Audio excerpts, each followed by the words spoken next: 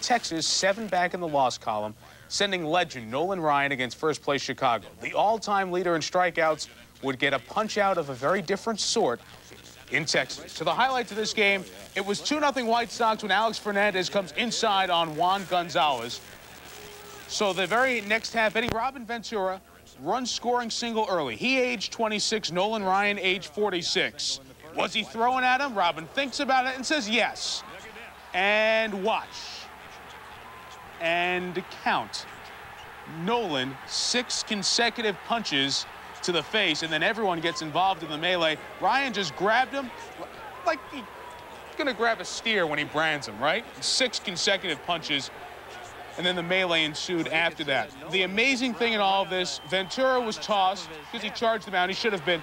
But Nolan was not, despite throwing enough punches to get you thrown out of an NHL game. Gene Lamont was rightly unhappy. He got tossed, too. Order was restored. Ryan retired 12 of 13 and a big 6th inning. Rafael Palmeiro continues his hot hitting with his 28th homer of the year. 2 hitters later, Gonzalez on first, and Julio Franco cues one to right, and it's a double to the gap. And Gonzalez comes around to score what would be the game-winning run. I mentioned Ryan was still in the game.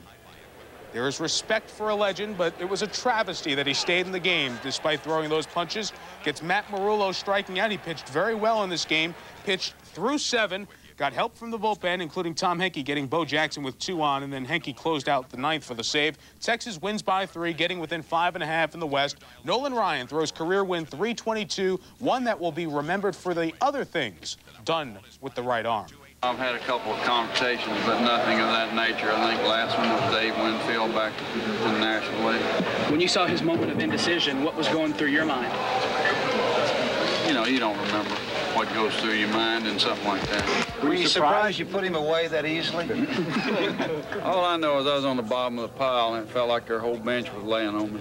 I think if I was standing out on the mound and I was throwing at somebody, yeah, I'd think, well, you know, this guy knows I'm throwing at him. But, you know, you're involved in the ball game, and you're trying to make pitches, you're trying to do your job. So, I mean, that's the furthest thing in your mind. You don't even think about it. And if that situation comes up, then you just react to it. What's your attitude now towards Robin Ventura? I have nothing against Robin Ventura. That's all in the ball game.